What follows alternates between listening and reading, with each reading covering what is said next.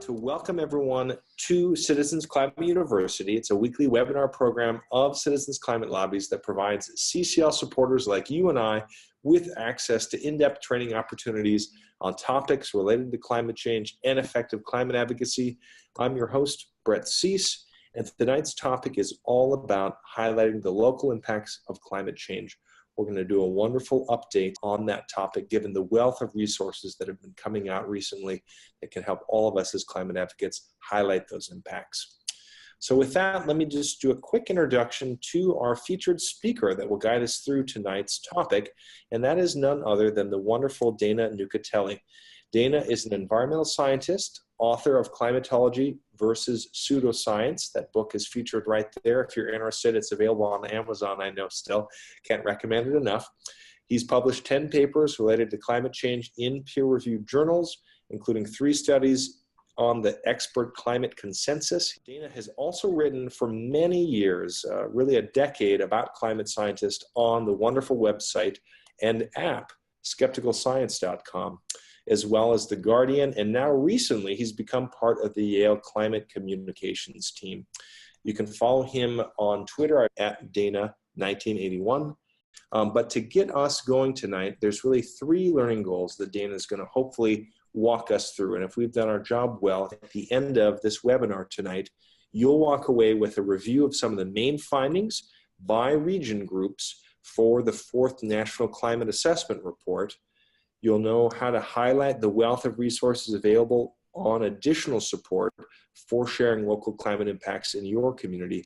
And we'll also have a chance to really dig into how to share and use this information and really highlight the local impacts research with your own advocacy. To do that, our agenda is just really straightforward. We're going to have a review of the 4th National Climate Assessment. We're going to do that through the U.S. Regional Impacts chapters. We're going to highlight those local impacts by region, as well as a couple others that Dana will throw in.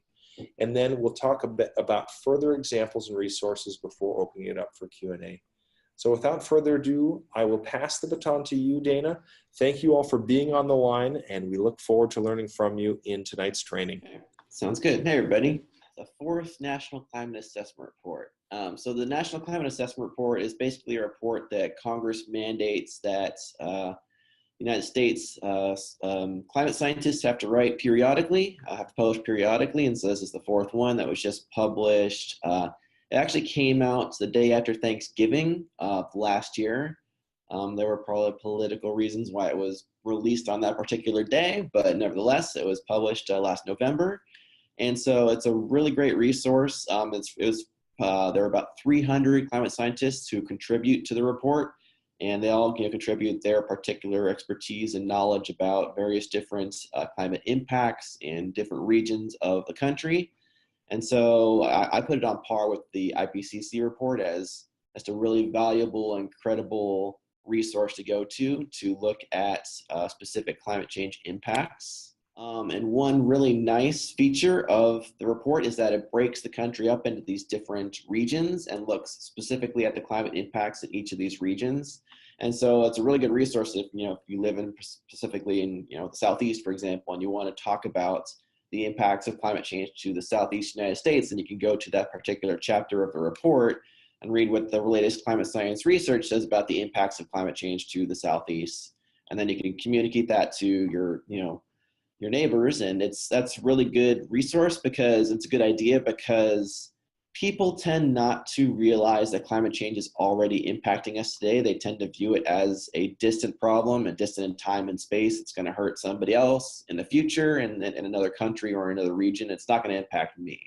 And so this is a good way to find out what the scientific literature says about how it's already impacting us in our regions today. So that's a really important thing to communicate to people.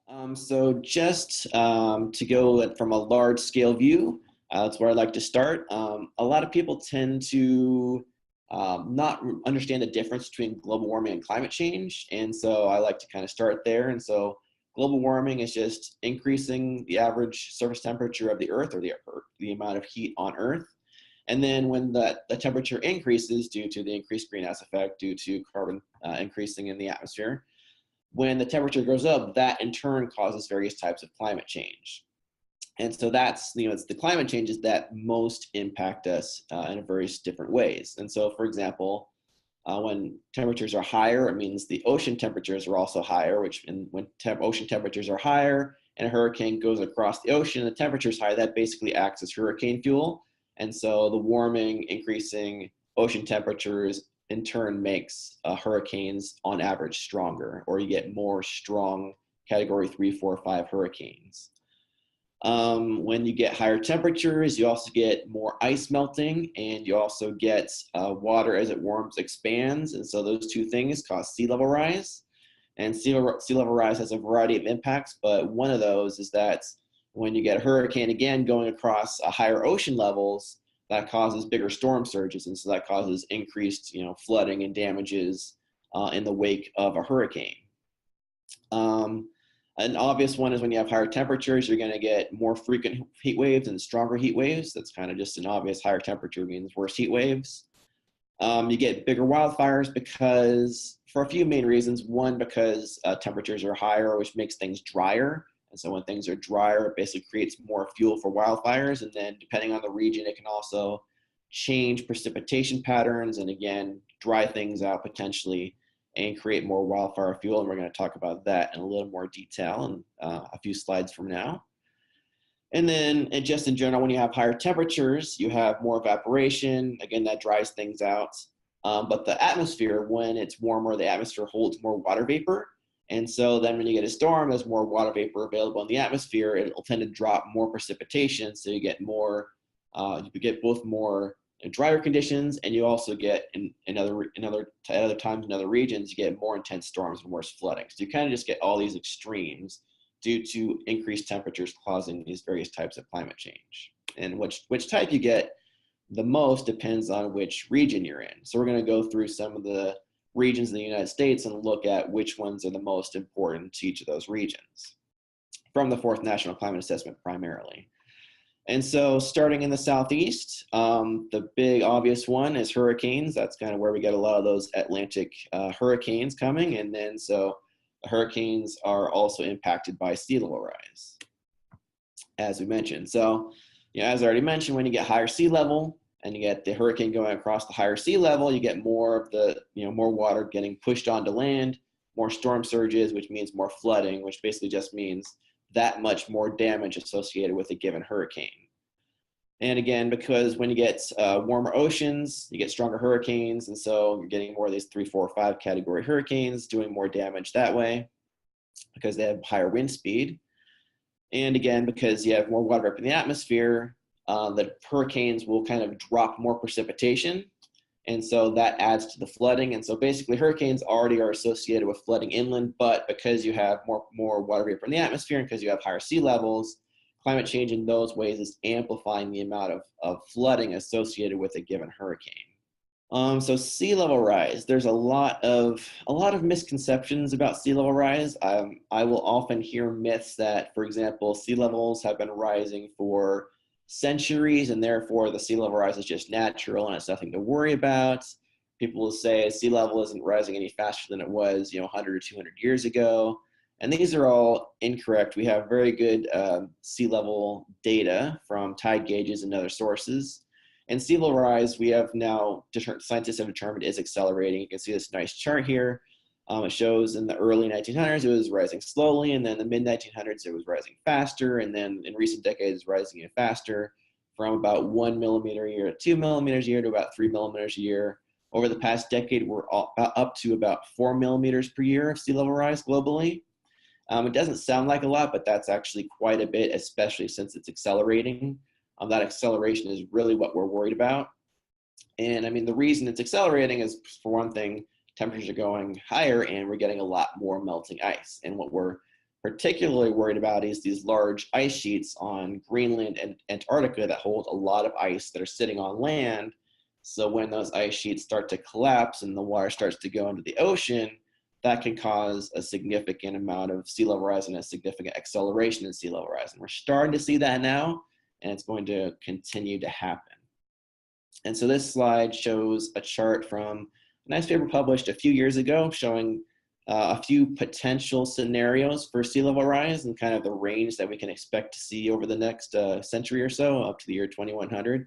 So you can see there's a lot of different potential scenarios, potential outcomes here in terms of how much global sea rise we're going to see. A lot of that uncertainty is because of those big ice sheets. We don't know exactly how stable or unstable they are, how quickly they're going to kind of collapse and go into the ocean. There's big ice sheets in West Antarctica that climate scientists are pretty confident we're pretty sure that they're going to end up collapsing. And so those we know are going to cause pretty significant sea level rise over time. We just don't know how fast it's going to happen. And so that's why we have this wide range of possibilities. I think most likely we can expect to see about a meter of sea level rise by the year 2100, which is 3 feet. But potentially we could see twice that, we could see half of that. So there's really a lot of uncertainty associated with just how fast this problem will happen. There is also, of course, it depends on how much we get global warming under control. If we slow global temperature rise, then that will slow the melting of the ice and it will slow the sea level rise as well. So there's a lot of uncertainty associated with both with how we're going to act and also how the ice sheets are going to respond.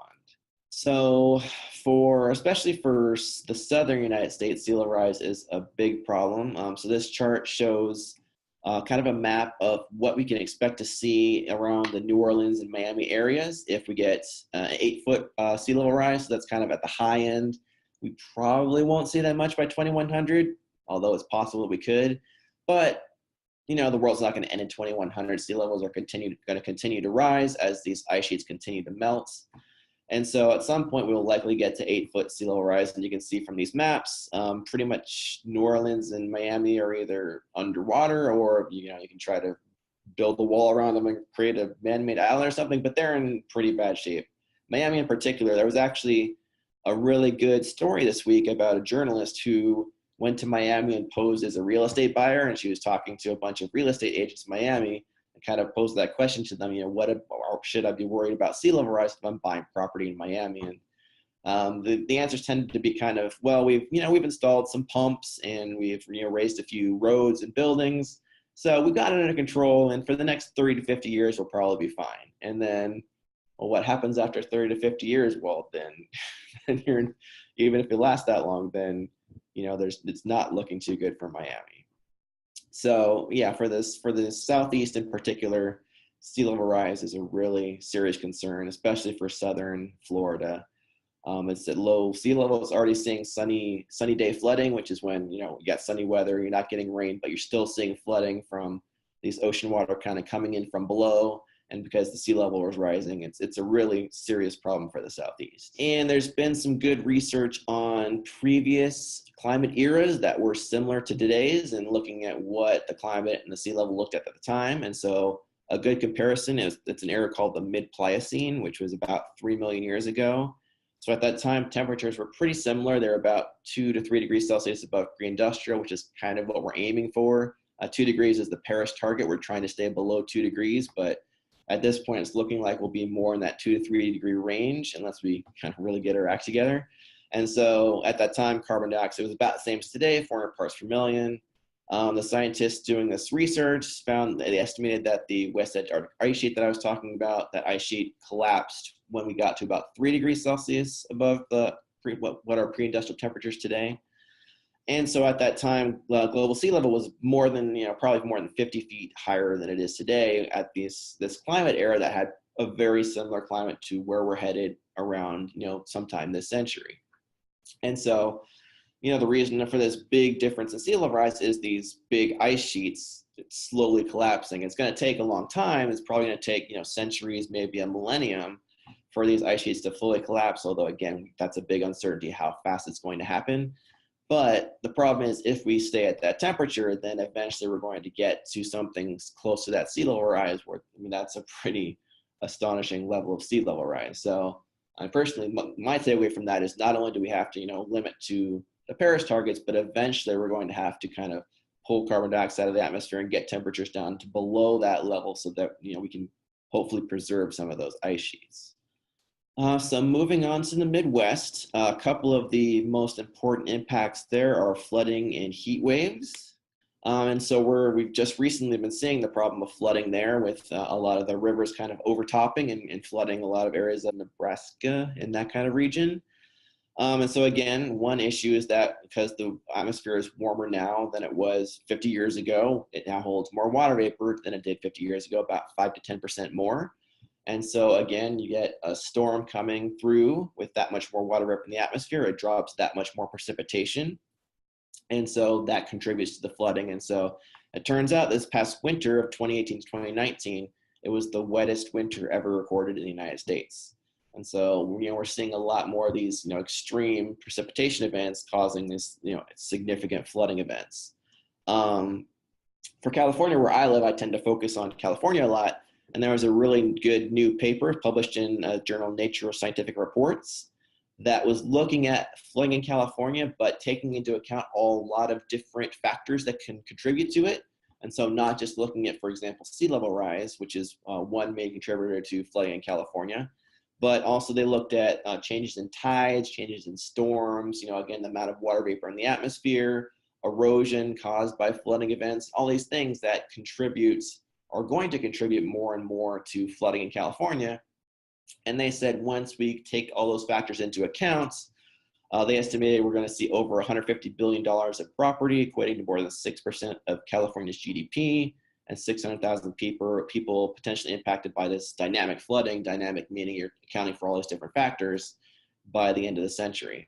So again, this flooding, because we have more water vapor in the atmosphere, we have higher sea level rise, all these factors contributing to more and more flooding. And so there's in different regions, depending on which particular region that you're in, that can be a significant impact. And the Midwest is one area where they're really right now, or at least just recently, were significantly impacted by worsening flooding.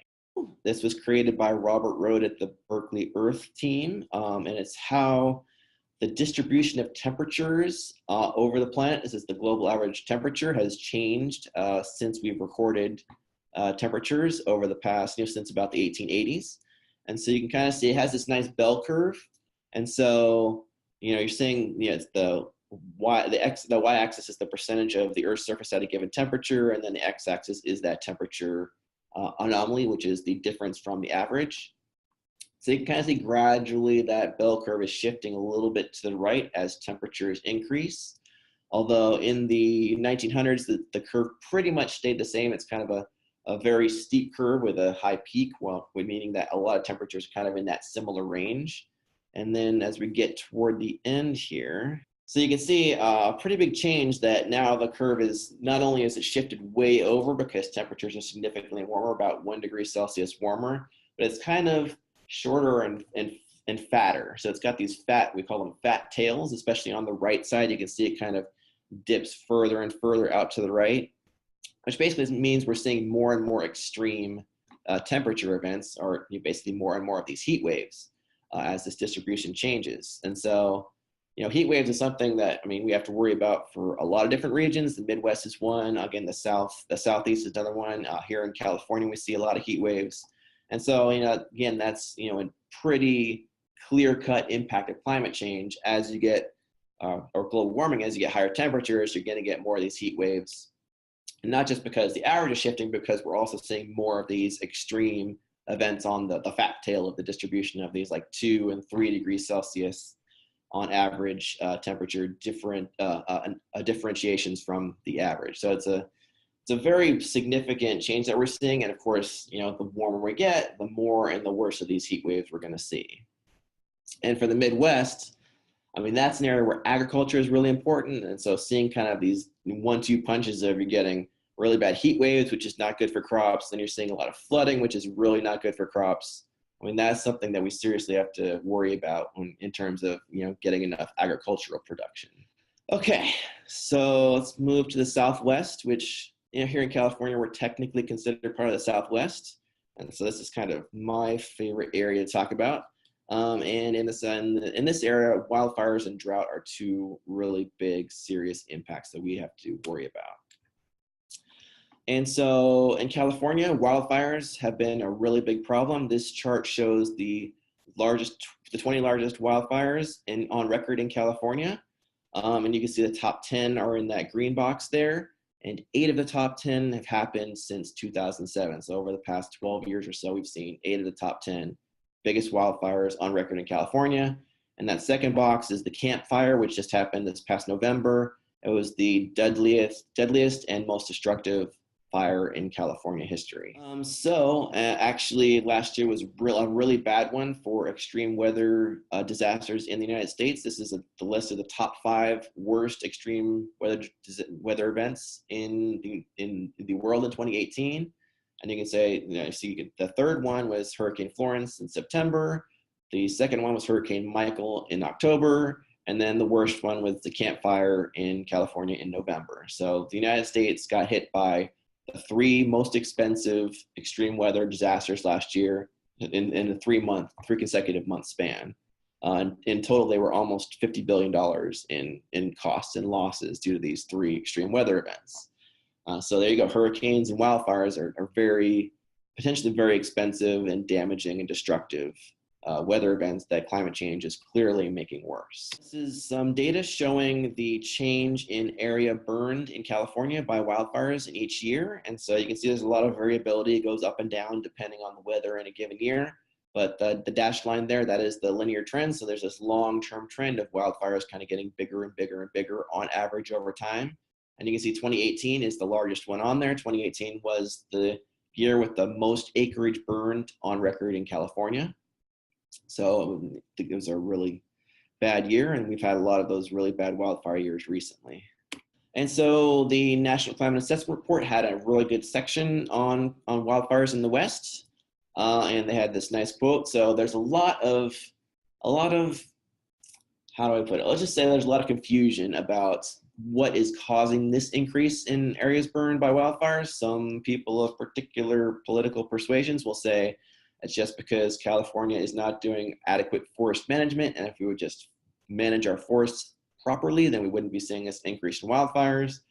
That is incorrect, although forest management is certainly one factor contributing to it, because we did for a long time kind of do too much fire suppression. Whenever there was a fire, we'd put the fire out as quickly as possible. And so there wasn't enough natural burning of the fuels that's needed to kind of keep the fuel load down so that wildfires don't burn out of control. So there is certainly an aspect, a contribution of forest management to that increase in wildfires, but that's not the only factor. And so in the Forest National Climate Assessment, they looked at all the different factors, and they had this nice quote in there. They said, climate change has led to an increase in the area burned by wildfire in the Western United States. Analyses estimate the area burned by wildfire from 1984 to 2015 was twice what would have burned had climate change not occurred. Furthermore, the area burned from 1916 to 2003 was more closely related to climate factors than to fire suppression, local fires management, or other non-climate factors. Climate change has driven the wildfire increase, particularly by drying forests and making them more susceptible to burning. So again, these other factors, fire suppression and fire management, those did play a role, but the single biggest role is associated with climate change. And I had this nice chart in this. This is from a paper that was published in 2016 that they grabbed and put into the National Climate Assessment Report. And it shows the cumulative area burned. So they're adding up the area burned by wildfires every year to the sum of the previous years, which is why it goes up every year. And so you can see the yellow line is the area that would have burned without climate change. And then the orange is the additional area that burned because of climate change, because of temperatures getting higher and drying things out more. And so as I said in that quote, the area burned by wildfires is twice as much because of climate change as it would have been without climate change. So basically it doubled the area burned over the past 30 years or so. And there's been good research looking into what we can expect in the future. So this is from a paper published in 2011, looking at different scenarios and how much wildfire will burn in the acreage that will burn in California in these different scenarios. And so, for example, if we manage to stay within the Paris climate target of 2 degrees Celsius warming, we'll see about 20 to 30% increase in area burned over the next century. If we miss it and we get twice as much warming, we'll see about twice as much area burned, 40 to 70% on average statewide. That chart or the map on the right side there, that is in the higher scenario. If we miss the Paris target and we get to 4 degrees Celsius warming, Then anything in orange is a doubling in the area burned by wildfires in a given year. And then as you get to red, it's like a tripling or quadrupling or more of the area burned in a given region. And so you can see in Northern California, which is actually close to where I live in the Central Valley there, but in the Northern California, that's where you get all the concentration of the wildfires, because that's where we have all the forested land. And so in Northern California, the wildfires are a really serious concern that we're going to be seeing much, much more area burned, especially if we don't get global warming under control, which is why Jerry Hinkle and I have been doing this wildfire speaking tour. We're going around to these different parts of the state, mostly areas that have been impacted by wildfires, and giving this presentation with this information and saying, here's how much it's going to get worse if we don't get global warming under control. Now let's pass the Energy Dividend Act. So wildfires are also related to drought, which is another big problem in California and other regions. Okay, so right around 2012, California started into this really long, severe drought. And so you're seeing the date on the top right change there, and then the colors on the map change. Kind of the yellow to beige is kind of a moderate to mild drought. And then the red is a severe drought, and then the dark red is an exceptional drought. And so you can see in kind of this 2014, 2015, 2016 timeframe, a lot of the state was in this exceptional drought. This was actually a new category that the drought monitor people came up with, because it was just, the drought was so severe they had to come up with like a new extreme exceptional category. And so basically from 2012 to 2016, California was in a really, really severe drought, and that has contributed to wildfires because for one thing, a lot of stuff is dried out, and it's also put a lot of stress and killed a lot of our trees in our forests, which creates a lot more fuel for wildfires when they go through. Research has shown that that was the most intense drought from 2012 to 2016. That drought was the most intense drought California has seen in over 1,000 years. Scientists were able to go. They went around the state and drilled cores into oak trees, which live a long time, and they looked at the width of the tree rings, which tells you kind of back in time how much water there was available. And basically they concluded that that drought from 2012 to 2016 was the worst in California in over 1,000 years. At the time, they also determined that there was low precipitation, but it wasn't record low precipitation. And so what made the difference and took that drought and made it a record-breaking drought was that we were having record high temperatures at the same time because of global warming. And so they concluded that global warming high temperatures made that drought about 25% worse than it would have otherwise been. And so it took a bad drought and made it into a record-breaking drought. And so one of the reasons we were getting relatively low precipitation was because there was this high pressure ridge that was just sitting off California's coast for several years during that drought period.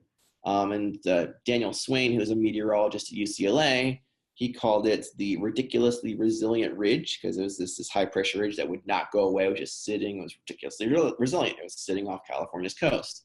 And because it was sitting there, when storms would come across the Pacific, instead of going into California, they would get pushed around California. And so all the rain would drop into like Alaska, Canada, northwestern United States. We weren't getting very much of the rain. And so things were drying out, which A, contributed to the drought, and B, contributed to wildfires.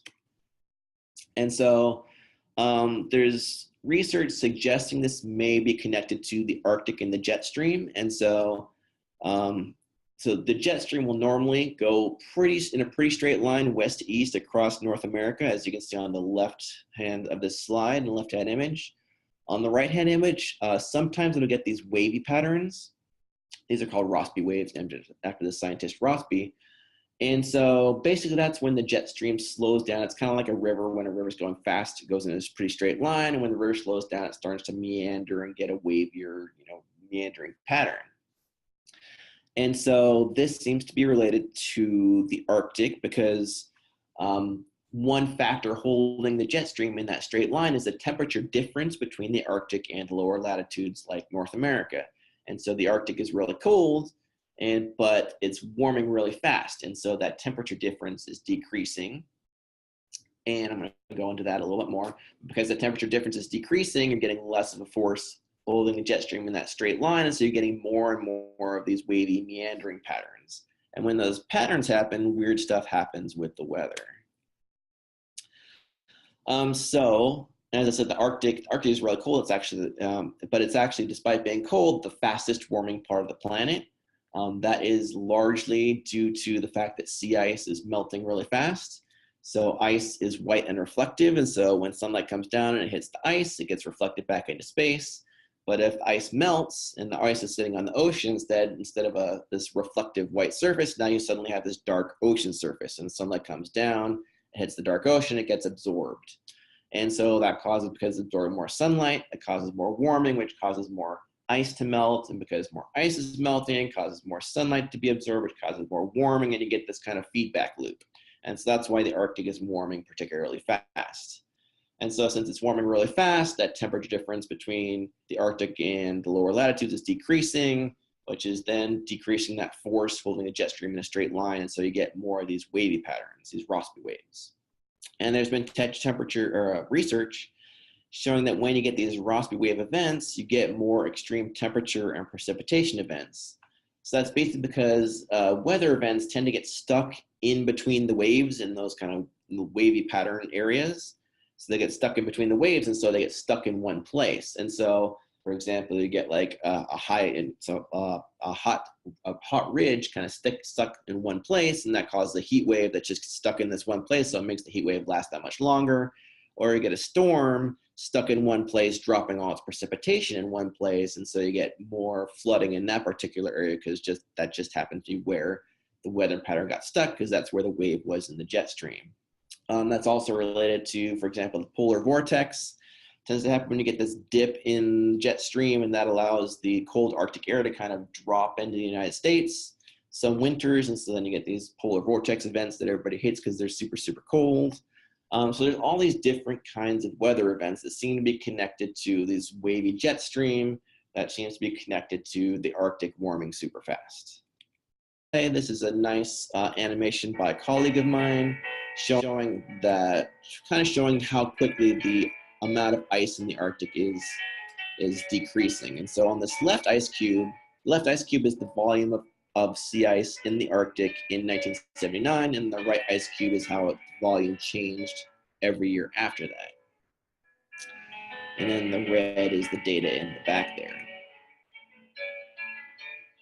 And so you can see it's been a really steep decline in the amount of ice in the Arctic over the past 30 to 40 years.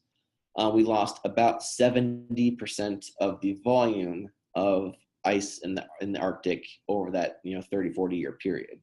So it's been a really steep, severe decline, and you wouldn't really think that changes in Arctic sea ice would impact weather here in the United States, but that's just how the climate works. Everything's kind of interconnected, and so this loss of this Arctic sea ice is actually impacting things like polar vortex in the Midwest, and potentially impacting droughts in California, and storms getting stuck in one place and dropping more rain and flooding in other regions. And so different regions are kind of impacted differently by this change in the jet stream. Okay, so the Northwest is impacted by these same impacts. They can get some fires, they're impacted by sea level rise along the coast, but a big one is the snowpack, because they have a lot of snow up there. And so I've got some data here. It's actually for the snowpack in California, because again, I focus on California, but it's a similar story in the Northwest. So in California, we have the Sierra Nevada snowpack in the Sierra Nevada mountains. And for California, that's actually a really important supply of water for us. It kind of stores the water, and as the Sierra snowpack melts during the year, it refills our reservoirs, because we don't get any rain basically after April or so. And so our water a lot of it comes from that melting snowpack. The problem is the snowpack is shrinking really fast. And so there have been a couple of studies that have concluded that for every 1 degree Celsius warming we get, we're going to lose about 20 to 25% of the Sierra snowpack. And we've already seen about 1 degree Celsius warming, so we've lost about 20% of the snowpack already. If we meet the Paris target, that's 2 degrees, we're going to have lost another 20 to 25%. So that's overall a loss of 40 to 50% of the Sierra snowpack if we meet the Paris target. And that's like, at this point, we're just trying to meet the Paris target, and that's going to be a really difficult task. And that's kind of almost the best case, is like losing 40 to 50% of the Sierra snowpack.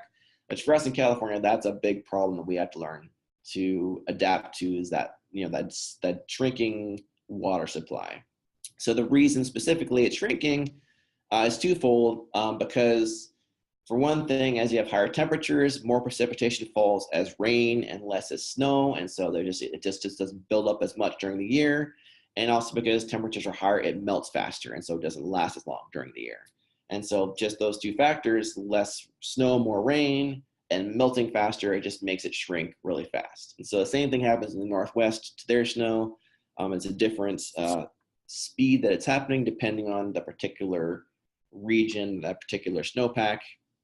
But that is a serious impact that, I mean, there's a lot of things that rely on the snowpack, rivers, the fish need the water from the snowpack in the rivers. You have a lot of money tied in the winter snow sports industry. That's a big problem in the Sierra Nevadas. It's a really big problem in areas like Washington. They have a lot of winter snow sports that bring in a lot of revenue. And so, that's a really significant economic impact that happens associated with climate change.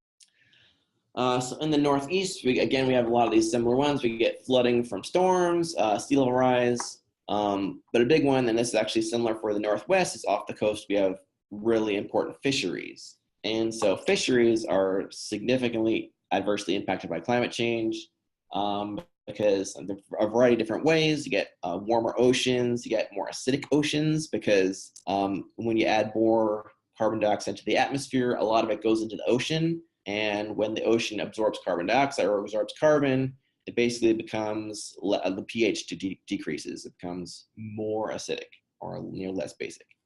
So these things adversely impact fisheries, especially shellfish, but not just shellfish. And then in general, we're having a serious problem with extinctions everywhere, really, with all types of species. And so there's been a lot of concern that we're headed towards what we call the 6th mass extinction. So there have been 5 mass extinction events in the past where something bad happened and it killed off most of the species on the planet. A lot of these are associated with, large volcanic eruption events that have, put a lot of, particulates from volcanic eruptions in the atmosphere, which has caused rapid climate change, which has killed off a lot of species. 1 or 2 of them may have been associated with asteroid impacts that, again, have done similar things, caused rapid climate changes. And so the problem is right now we're also causing another rapid climate change, and species can only adapt so fast. And so on this chart, it's from a paper that was looking at this, and you can see that the dotted line at the bottom is kind of the background rate of how quickly species normally go extinct. It's cumulative, which is why it's going up every time. It's consistently going upward again because it's kind of adding up. This is how many total species we can expect to have gone extinct over this 100-year period. And then, the colored lines show how quickly species are actually going extinct. And you can see the rate is much, much faster than we expect to see just based on normal background extinction rates. And some of that is related to climate change. Some of it is related to other human activities. It's not just down to climate change, but climate change is certainly one contributing factor to why so many species are going extinct so quickly. And so we're still relatively early on in this process, but it's something that we have to get off this path so that we don't end up causing another mass extinction event, because that is certainly a possibility if we continue on the current path. So it's not just a problem for the Northeast, but again, the Northeast has a particularly important economic ecosystems associated with their fisheries, and same thing for the Northwest, and a lot of coastal areas really rely on their fisheries for a lot of economic productivity. And the fishing community is in a lot of places very, very concerned about climate change because they are directly seeing the impacts on the fish and other marine species that they rely on. Okay, so let's talk about communicating impacts. So you can go to the 4th National Climate Assessment Report. You just Google that, 4th National Climate Assessment Report. And it's really accessible, and it's got some nice charts and nice summaries. It's very easy to read, and you can just go to the particular chapter associated with your particular region and look at and see what the science says about the impacts to your local region. And that's, as I said, that's a really useful thing to do because people don't realize it's already impacting us where we live right now. And this report really goes into detail, like here is how climate change is impacting your region here and now. So first off, just a huge congratulations. And again, thank you so much for taking the time to walk us through by region all of the impacts that our country and our communities are currently facing. Thank you. Happy to do it. At this point, what we wanted to highlight was that there are additional resources on community. In fact, there's a whole local impacts section in the resources page for the directory, and we're adding 2 new ones this week. One of them is a state data map that the Climate Advocacy Lab put together and is continuing to stay updated. It's a wonderful feature that features a wealth of resources by state, of polling information, other impacts and resources, and additional ways that climate is already affecting your state, as well as climate signals. If anyone here on the line is aware of the work of Climate Nexus, a wonderful project that's really working hard on how to explore climate change and how it affects communities in terms of being able to be more effective in communicating those impacts. They have this new resource where essentially on the map you can see trending, current, and past significant events. They're grouped by colors and themes, and each of these has specific reports or articles or even news media coverage of these impacts. And you, as somebody that's being affected, can weave it into your own communication, whether it's a letter to the editor or your own conversation with your elected official. So let's talk specifically about how can you use all this? Again, this is clearly sobering information. And how can we as climate advocates that are concerned most effectively use this information in our own outreach? And one of the joys of the training page on local impacts and being able to highlight this research is it gives a wealth of recommendations. Now, I'm guessing all of you on the line, or at least many of you have already done at least one, if not all of these, but just in case you haven't thought about the connections that you can use these local impacts on, social science continues to highlight the importance of making these connections up close and personal, not just the not just the far away effects, but the backyard effects as well. And a lot of these resources are helping you contextualize local impacts in your own state and communities. So letters to the editor, meetings with members of Congress, municipal resolutions, being able to highlight that even in the language in the whereases leading up to the adoption of that resolution. I know a lot of local cities have done that with their process for adopting municipal resolutions. Being able to highlight with local community leaders the impacts that they're also already facing economically, from brewers to small business owners to construction and outdoor laborers. There's so many ways that you can tell that story with community leaders. The other great news is that we have finished a slide deck that is available for any CCL leader that would like to have a state-specific impact based on the work that the States at Risk report put out by Climate Central. And I'll put a link to that in the chat window in a little bit. But personalizing your presentations to make it more locally and really highlight and speak to what your actual community is facing is really key. And, again, highlighting in editorial board meetings as well as your social media. However, you can use your platform, whatever it might be, Twitter, Facebook, Instagram, Snapchat, you name it, post and share stories and make that human connection possible. Humanize climate change so that it isn't just this far off and distant feeling threat, but something that people are already aware of, being impacted by, and working to address. Dana is available at Dana1981 at yahoo.com, and his Twitter handle is very similar at Dana1981. Here's a link as well to the forums. Thank you for being here, and feel free to reach out to me. I know I put Dana's email, and I'll put mine as well, brett@citizensclimate.org. And obviously, we'll see you same time, same bad channel next week. Good night. All right.